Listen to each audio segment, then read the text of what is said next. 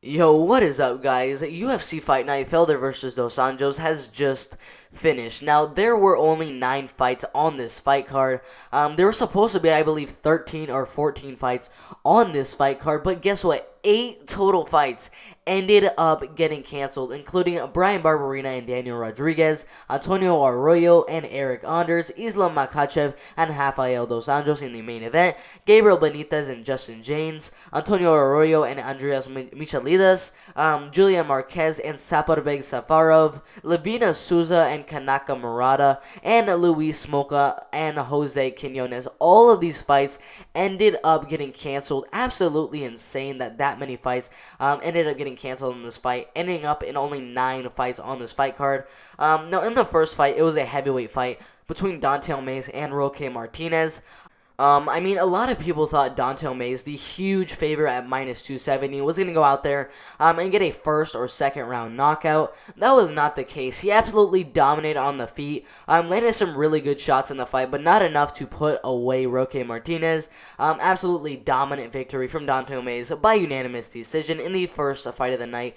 Now, after that win for Don'Tale Mayes, Alex Morano and Reese McKee ended up fighting at welterweight, and Alex Morano, the minus 205 moderate favorite, showed exactly why he is the favorite, as he ended up dominating, and I mean dominating Reese McKee for 3 straight rounds to get the unanimous decision win, and that was kind of expected. Pretty much everyone thought Alex Morano was going to dominate Reese McKee. There was some Reese McKee fans that were like, no, he fought Khamzat in his debut. He's going to do much better against Alex Morano. No. Alex Morano absolutely dominated Reese McKee in this fight and won the fight by unanimous decision. And in the next fight, it was the first split decision fight of the night between Tony Gravely and Geraldo de Freitas. To be honest, I don't really know why it was a split decision. One of the judges had it 30-27 for Tony Gravely. One had it 29-28 for Tony Gravely, which is what I thought the scorecard should have been. And then one judge had it 29-28 Geraldo de Freitas, which made absolutely no sense. But yeah, the minus 145 favorite Tony Gravely ended up winning the fight by split decision. It was he honestly was just relying on this takedowns for the majority of the fight. Whenever Geraldo de Freitas would start to land some good combinations on the feet, Tony Gravely would just be like, nope, that's it. I'm going to take you down, and go for takedown after takedown. I don't even know how much takedowns he attempted in the fight. I'm literally guessing it's probably like 15 takedowns he attempted in that fight. I believe he got, 7 or 8 takedowns of his own in that fight. So it was definitely a wrestling clinic from Tony Gravely to win the fight by split decision. Alright, so after that win for Tony Gravely came a strawweight fight between Randa Marcos and Kanaka Murata, and this was another dominant win from the moderate favorite in Kanaka Murata. She went out there, absolutely dominated for 3 straight rounds with Randa Marcos on the ground and got the unanimous decision. That fight was no surprise. Kanaka Murata, she's a very good fighter. It was her first fight inside the UFC.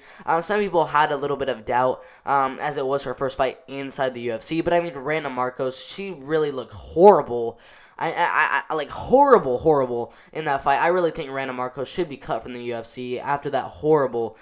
I'm going to say it again, a horrible performance from Randa Marcos. So after that win from Kanaka Murata came the main card in a fight between Corey McKenna and Kay Hansen. Alright, so I might have a little bias for this fight, as I was betting on Kay Hansen to win this fight. She was the minus 200 moderate favorite to win this one, and she ended up losing by unanimous decision. Honestly, in my opinion, I don't know if it's the bias kicking in or not, but I think Kay Hansen won that fight 29-28. I think she won the first and second round. I'm not sure about... I think the third round definitely went to Corey McKenna. Some people think the second round went to Corey McKenna. I think it went to Kay Hansen. But the judges obviously thought differently, and Corey McKenna ended up winning the fight by unanimous decision. Alright, so this next fight, I honestly picked it as it was going to be the fight of the night, aside from obviously Rafael Dos Anjos and Paul Felder, because that fight is a 5-round absolute amazing fight. But Sean Strickland and Brendan Allen went out there in the first round. It looked a little bit even on the striking. Sean Strickland was definitely a headhunter in the first round, landing, I think, 30 shots to the head in that very first round. Brendan Allen had about 25 total strikes in the first round, but only like 10 of them were to the head. Most of the other ones were leg kicks or body shots. So Sean Strickland definitely won that first round. In the second round, it literally only took a minute 32 seconds in that second round, and Sean Strickland just started loading up, landed a nice left hand, knocked Brendan Allen down onto the cage, and just started winding up some shots. And that's where the ref ended up stopping the fight, giving Sean Strickland the win by second round knockout. Alright, so after that win from Sean Strickland came a women's strawweight bout. Now, this fight was between Ashley Yoder and Miranda Granger, and it was a pretty close fight in the first and second round. The first round definitely went to Miranda Granger, as she kind of was dominating on the ground, had a lot of control time in that first round. Ashley Yoder definitely had that second round because she had a lot of control time. It was basically the first and second round was whoever had the most control time would win the fight, because they literally only landed like 10 significant strikes in those first and second round. So in the third round, it was literally whoever won that one was going to win the fight.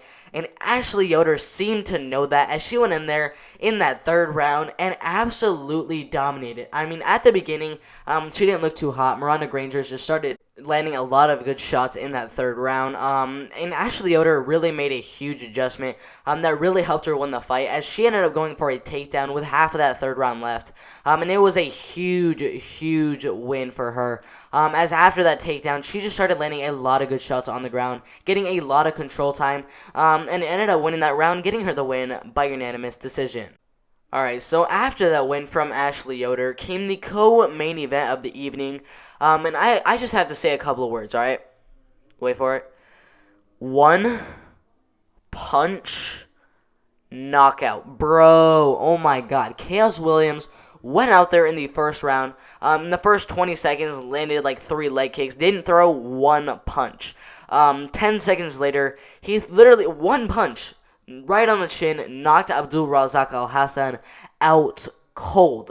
It was the knockout of the night. I mean, there was literally only one other knockout from Sean Strickland. I mean, like, come on. But still, like, I can't wait to see what Chaos Williams does in his future. He has a bright future ahead of him. He was, before this fight, the 47th best welterweight in the world. Abdul Razak Al Hassan was ranked 46th at welterweight worldwide, so this should move him up to at least a top 40 welterweight in the world. I don't know who he should fight next. He should be fighting a top 30, top 20 fighter in his next fight after that performance. Congratulations, Chaos Williams. Alright, now that leads us to the main event of the evening between Rafael dos Anjos and Paul Felder. Now, I'll say this before. This fight ended it as a split decision. Okay? Alright. If you guys watch if you watch this fight, split decision makes no sense whatsoever. One of the judges decided to give Paul Felder a 48-47. I don't know who that judge is.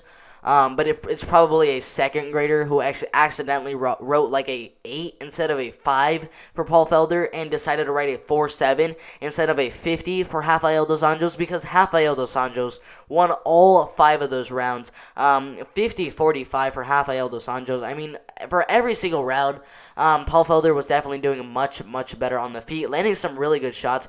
Rafael dos Anjos every now and then would land a good elbow, land a good kick. He landed a lot of good shots on the striking, but where he really prospered was in the takedowns and the clinch, as he just kind of took Paul Felder to the clinch for like 2.5 minutes, literally every single one of those 5 rounds. And that seemed to do it for the judges and for me personally, and that's why he won the fight by split decision. It should have been a unanimous decision, but whatever. But yeah, those are the results for UFC Fight Night Felder versus Dos Anjos. Rafael dos Anjos won by split decision. Chaos Williams won by first round knockout. Ashley Yoder won by unanimous decision. Sean Strickland won by second round knockout. Corey McKenna won by unanimous decision. Kanaka Murano won by unanimous decision. Tony Gravely won by split decision. Alex Morano won by unanimous decision. And Dante Mays won by unanimous decision. A lot of decisions on this fight card. But overall, a very good fight card. Make sure to subscribe. Make sure to like this video. It's been a pretty fun video. It's been a pretty fun fight card to watch this evening. Make sure to subscribe. As I said before, I'm out of here.